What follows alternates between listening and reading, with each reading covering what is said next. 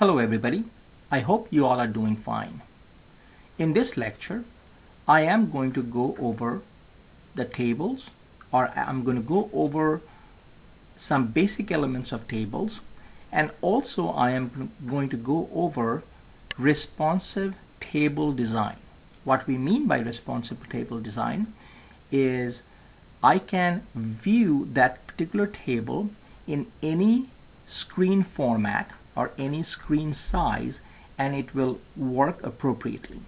So if I have a table which has too many columns, then if I'm viewing that particular table in a desktop screen size, and again it may vary as to what size monitor that you have, you can pretty much see every single column in that table. However, if you try to view the same table in a different screen size, be it a tablet, again tablet could be of different sizes, or be it a phone, again phone could be of different sizes, that you can control the elements of the table so that it is not distorted while you are viewing it with different screen sizes.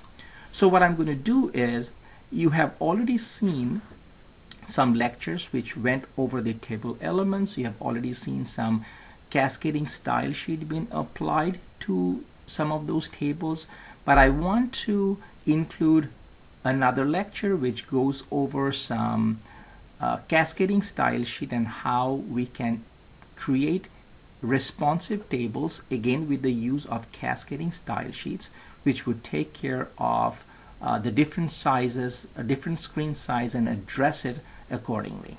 So let's go ahead and start taking at some codes.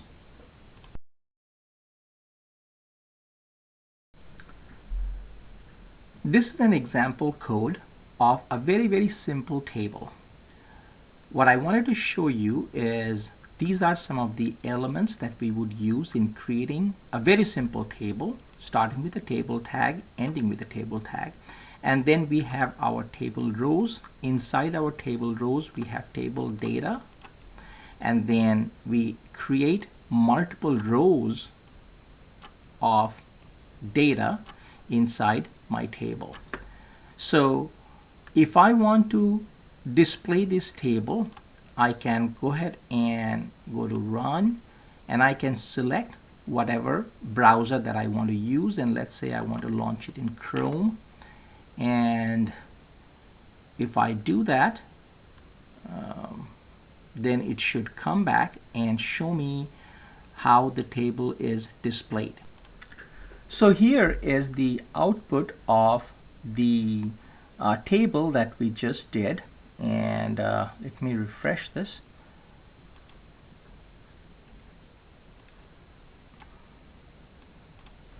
So as I was mentioning earlier, this one is a very simple table with a basic table beginning and ending, and then we have some table rows and some data inside. As you can see over here, this one is very simple. We have a table style, but we did not apply any border to it. That's why the border is not showing over here. Now I can take the same table and apply some inline styling to this table. So this is what I did over here, and this is my inline application of cascading style sheets. So what I did was I took the same table, but then I added some style to it. So I have a table head, and I wrote some values to it. So just like we use our cascading style sheet, we have to come up with the element name, and then within curly brackets we have to have the property that we are trying to address and the value that goes with that particular property. So in this case, I have table head, table body, table foot, and then I also have, this is another style of cascading style sheet where I have multiple elements, table, table header, table data, which would all have this particular border and color. So this is an application of an inline style. So if I now save this, and if I try to run this, and I can choose either one of these browsers, and let's say I do a Chrome, and now I can show you that this is how the same table looks in Chrome, with the borders and the styles that are associated with the cascading style sheet. And in this case, we are using an inline cascading style sheet. Now, as you can see here, if I want to resize this browser, okay, I can do so by basically dragging this thing in. And as you can see, it is not a responsive design, which means, see how part of my columns disappear. And of course, luckily this is a table which only uses 3 columns, but imagine a table that you have created which has 5 columns, or a lot of rows but a lot of columns as well. In that case, as soon as you reduce the size, or if you want to view this table with a phone, or maybe utilizing a tablet, this is going to be distorted and is not going to show up properly. To counter that, what we will do is write or create a table with some of the properties using HTML5, and then associate a cascading style sheet to this. So let's go ahead, and I'm going to minimize this for the time being, and look at the code of the table. And let's address or look into some of these elements that we are using over here. So we start off with our doc type HTML, and then I have my head, and I have a title over here, and then I'm using a style sheet. This is an external style sheet, and the way I apply it is it has to be within my head section, and then I have a link. I associate my style sheet. I mentioned that this is a style sheet. It is type is text.css, and then this is basically the URL or the file that I would refer to that would contain all the styling for my table. So here is this ResponsiveTable.html, and then this is the style sheet that goes along with it. So let's take a look at some of the elements. Now, we start off with a table, but you see that within my table I am also using a caption called course history. So this is an element that allows you to write a caption, and then I have a table head, which is given by THEAD, table head, and that would allow me to define my head. Another one that you see over here is I have a table row, and then inside my table row I have some table headers, and in this case these are my table data, which is identified by a property called scope. Okay, and the reason I do it is because I would address these things in my responsive table. Okay, so now I have table headers, and since this is the first row, instead of saying table data, which is going to change my fonts and my appearance of the fonts, I would use the element called th, which is going to mean that it is table header. This is also a use of good semantics, where I could have easily done a table data, but instead of doing that, I'm actually using the appropriate element to notify the browser that this is actually a table header. Other things that you can see over here is the values like columns and rows. So basically, by saying the scope of this table is col, I'm specifying that the cell is a header for a column. Okay, When I specify my table data as a row, then I specify that the cell is a header for a row. Okay. I can also use column group. I can also use row group. So these are my values that I can use inside this element of table header or table data. Okay. Continuing on, you also see another element that you have not seen before. Since we are going to be making use of the responsive design, we are using the elements within my table data and utilizing our data label.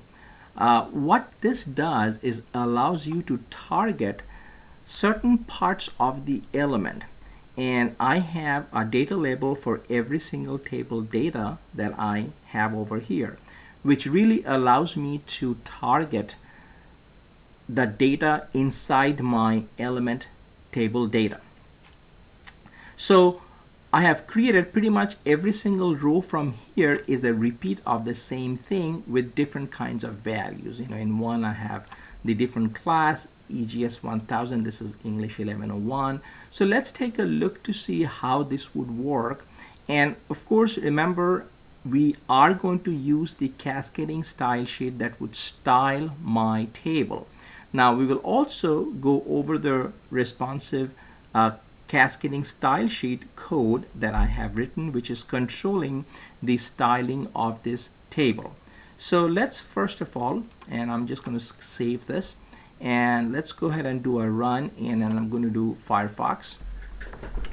Now take a look at this table right here. Now when I have my table display in a screen, which is a desktop screen, much bigger screen size, look to see how it is laid out. Now again, I only am using 4 columns, okay, and I have responsive table works with different screen sizes. This is my head, and then these are my headers. So remember, I was showing you earlier that once I create my table row, my first one, if I identify the data as correctly utilizing good semantics using TH table header, it automatically makes it bold.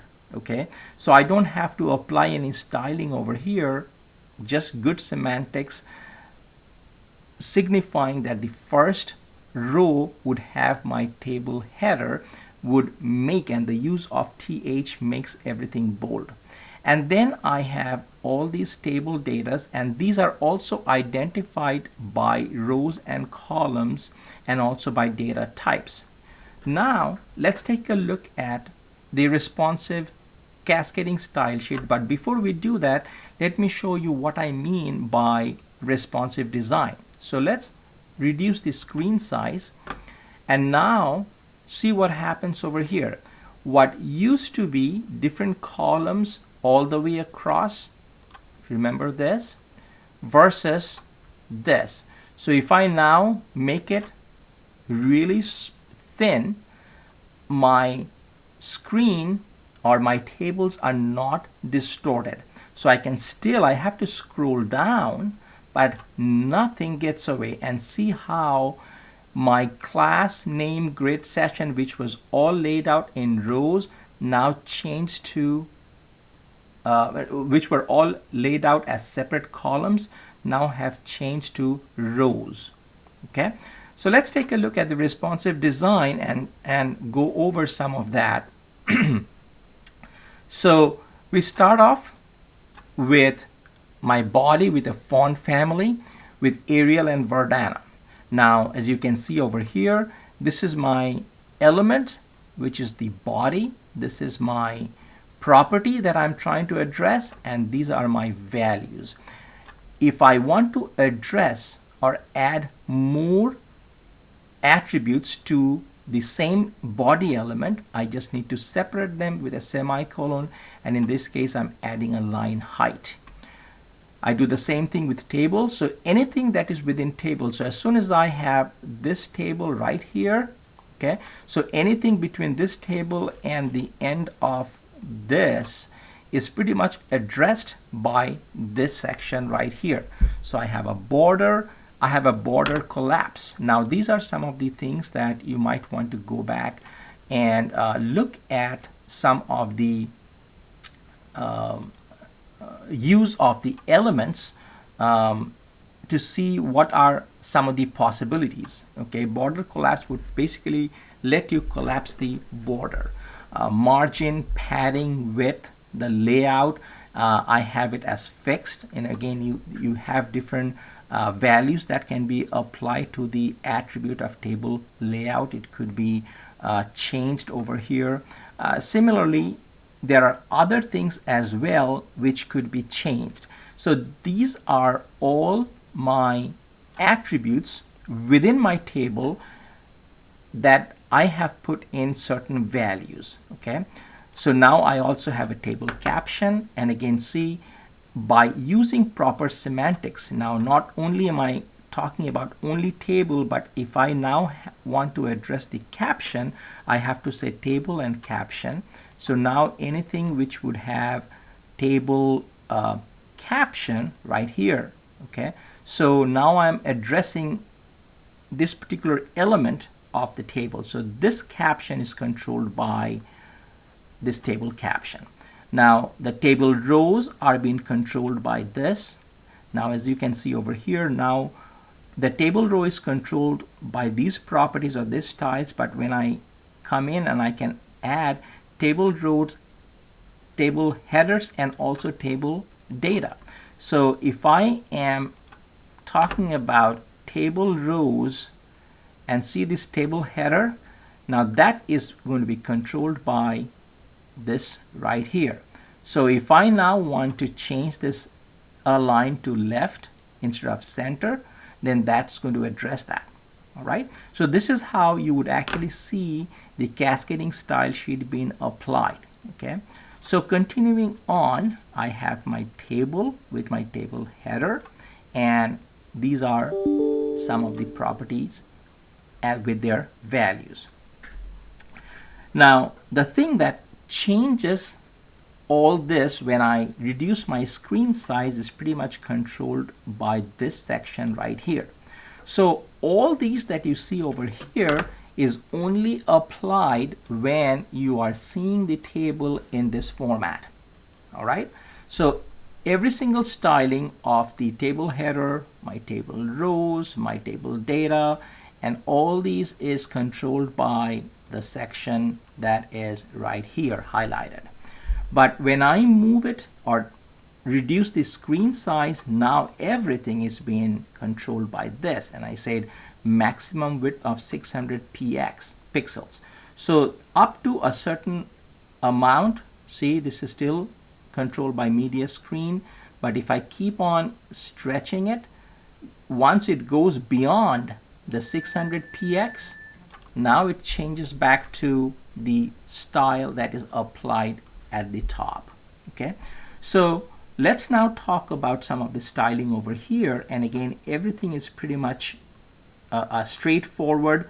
At this point, the only thing you have to know is this style only gets applied at this maximum width. But a couple things that I wanted to talk about is these two things that you have not seen before. These are called pseudo elements, which means that I can address even inside the table data certain elements directly. Okay, so I say if I use my table data and I would assign a value to it, and in this case I said before, it could be before or after, and this is done with a semicolon, a colon right after you do the table data. So now my table data would have this kind of styling applied to it. And the last one is my table data, and this last child is again part of the pseudo elements where I can apply this to my very last element. Now this one says my last child is border bottom, you know. Now if you want to really see how this gets applied, let's go ahead and add another tag to it, and I can say background color. Okay, and let's say I say I'm not sure if they're going to identify this color teal. Just wanted to see if this is going to work or not. So if I save this, see what happens. Now this is not applied over here, but if I do this, okay, it actually did not take it. So let me change this thing to maybe red.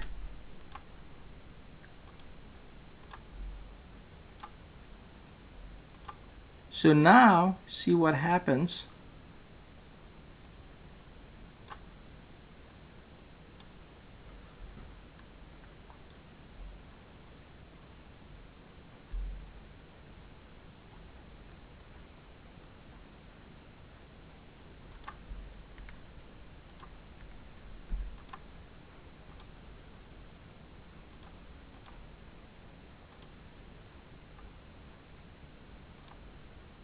Over here.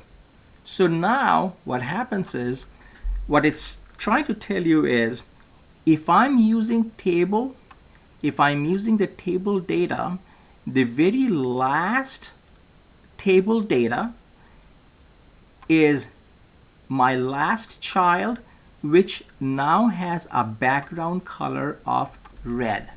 Okay, so this is how I just applied my background color to my last child. Now this goes away when I go to the full screen size, but if I want to use the same thing, okay, I could easily come in and add this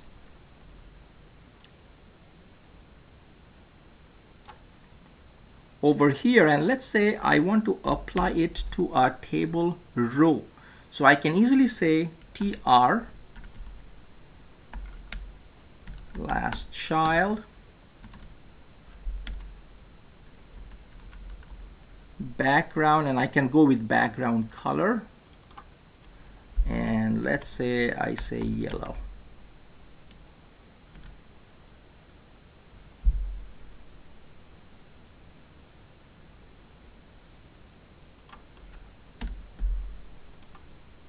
And if I save it now, let's see what happens. I already showed you what happens to the table data last child. Okay, so the very last one is all now red.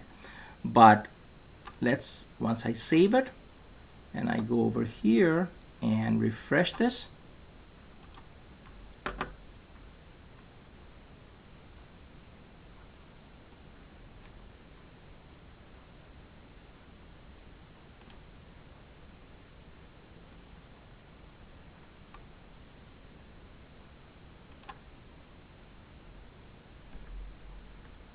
table row last child background color is yellow.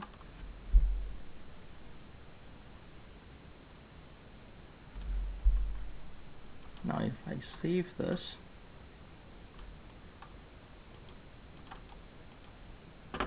it's not changing.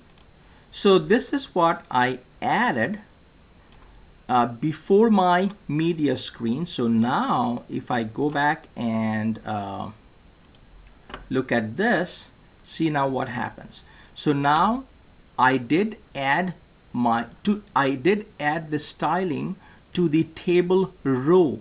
Okay, so here is my table row, and then the last child of the table row, this is where I get this associated. So now when I come to the screen over here, this is when I have my last child, and when I go to the table row, okay, this is where I get my style applied. So just to show you how those individual styling could be applied, and also you can see, since I have my last child over here, it is also getting applied in this format as well. Okay, so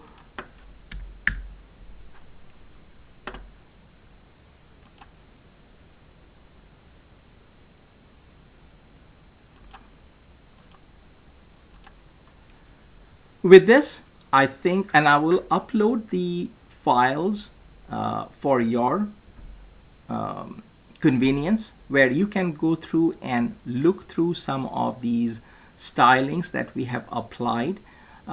And if you do research more about these individual attributes that could be applied towards individual elements, you could find a lot of the other attributes that we have not used over here.